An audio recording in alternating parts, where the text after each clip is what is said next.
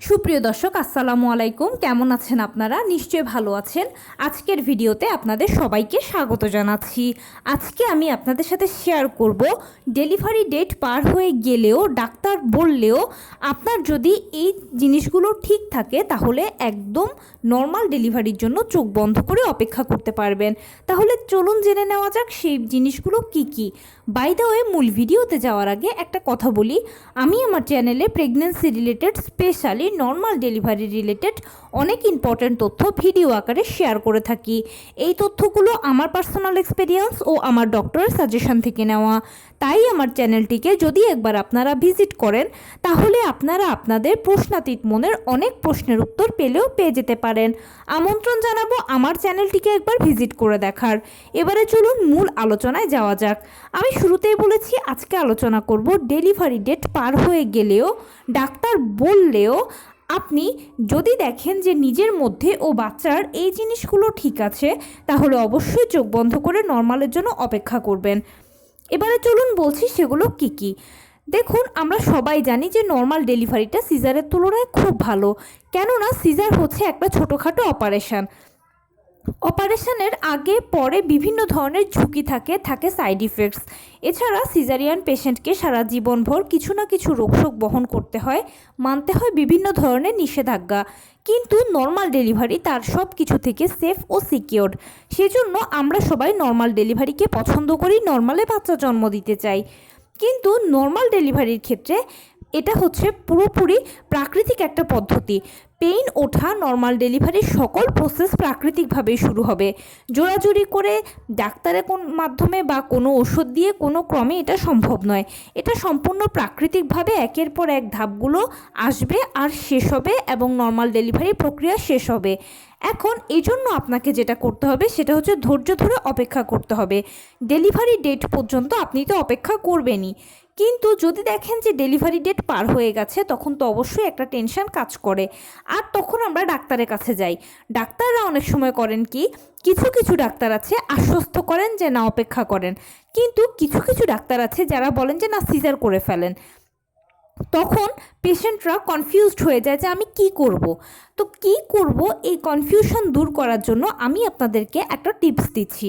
সেটা হচ্ছে আপনি যখন লাস্ট আলট্রাসোনোগ্রাম করাবেন, মানে নবম মাসের সর্বশেষ আলট্রাসোনোগ্রামটা যখন করাবেন, তখন সেখানে দেখবেন আপনার বাচ্চার পজিশান সেফালিক আছে কিনা। বাচ্চার পজিশান যদি সেফালিক থাকে তাহলে নর্মাল ডেলিভারির জন্য এটা ঠিক আছে। সেফালিক পজিশান মানে হচ্ছে বাচ্চার মাথাটা থাকবে নিচের দিকে, মানে আপনার যৌনাঙ্গের দিকে বাচ্চার মাথা থাকবে আর পা থাকবে বুকের দিকে। এই পজিশানকে সেফালিক পজিশান বলা হয়।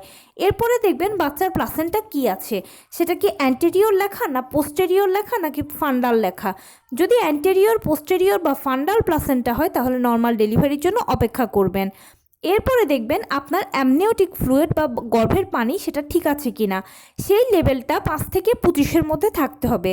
যদি 5 থেকে 25-এর মধ্যে আপনার অ্যামনিওটিক ফ্লুইডের লেভেল লেখা থাকে তাহলে দেখবেন অবশ্যই বসে থাকবেন নর্মাল ডেলিভারির জন্য।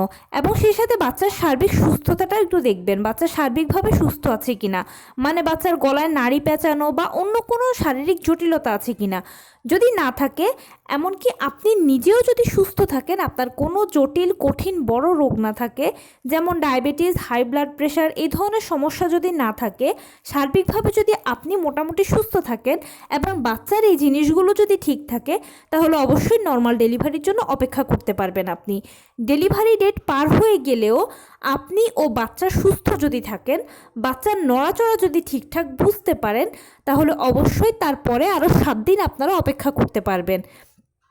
ইনশাল্লাহ হয়তোবা সেই 7 দিনের মধ্যে আপনার পেইন এসে যাবে, নর্মাল ডেলিভারি হতে পারে। কিন্তু যদি দেখেন যে 7 দিনের মধ্যে পেইনটা আসছে না, এমনকি 40 সপ্তাহও পার হয়ে গেছে, আমি আবারও বলছি 7 দিনের মধ্যেও পেইন আসছে না, 40 সপ্তাহও পার হয়ে গেছে, তখন সেক্ষেত্রে আর দেরি না করে ডাক্তারের সাথে পরামর্শ করে নেবেন। তবে এক্ষেত্রে অনেক সময় অনেক ডাক্তাররা যেটা করেন যে পেশেন্ট ও তার বাচ্চার কন্ডিশন যদি ঠিকঠাক থাকে আরও কিছুদিন অপেক্ষা করতে বলেন। তখনও যদি পেইন আসে তাহলে তো নর্মাল ডেলিভারি হবে, কিন্তু এরপরেও যদি পেইন না আসে তখন সেক্ষেত্রে কিন্তু সিজার করা লাগবে। কেননা মনে রাখবেন 40 সপ্তাহ পার হয়ে যাওয়ার পরে বাচ্চাদের মায়ের গর্ভে অক্সিজেন লেভেল আস্তে আস্তে কমতে থাকে, বাচ্চার ওজন কমতে থাকে। এছাড়া সবথেকে বড় সমস্যা হচ্ছে বাচ্চা মায়ের গর্ভে টয়লেট করে দিতে পারে। এটা যদি হয় তাহলে কিন্তু বাচ্চা মারা যাওয়ার শঙ্কা থাকে। সেই জন্য 40 সপ্তাহ পরে ডাক্তাররা আসলে আর রিস্ক নিতে চান না, তারা সিজারের জন্যই পরামর্শ দিয়ে থাকেন। তো এই ছিল আজকের ভিডিও। কেমন লাগলো বলুন? যদি ভালো লেগে থাকে ও হেল্পফুল হয়ে থাকে তাহলে প্লিজ লাইক, কমেন্ট, শেয়ার করতে একদম ভুলবেন না। আর সেই সাথে আমার চ্যানেলটিকে সাবস্ক্রাইব করার বিনীত অনুরোধ রইল। পাশে থাকা বেল আইকনটি ক্লিক করে দেবেন যেন আমি ভিডিও আপলোড করার সাথে সাথে আপনার নোটিফিকেশান পেয়ে যান। এছাড়া যদি কোনো প্রশ্ন থাকে কমেন্টসে জানাবেন, আমি রিপ্লাই দেব। প্লাস যদি কোনো পরামর্শ থাকে যে কোন বিষয়ের উপরে ভিডিও বানালে আপনারা উপকৃত হবেন সেটাও জানাবেন, আমি আপনাদের পছন্দের সর্বোচ্চ প্রায়োরিটি দেব। ভালো থাকবেন, সুস্থ থাকবেন। আসসালামু আলাইকুম।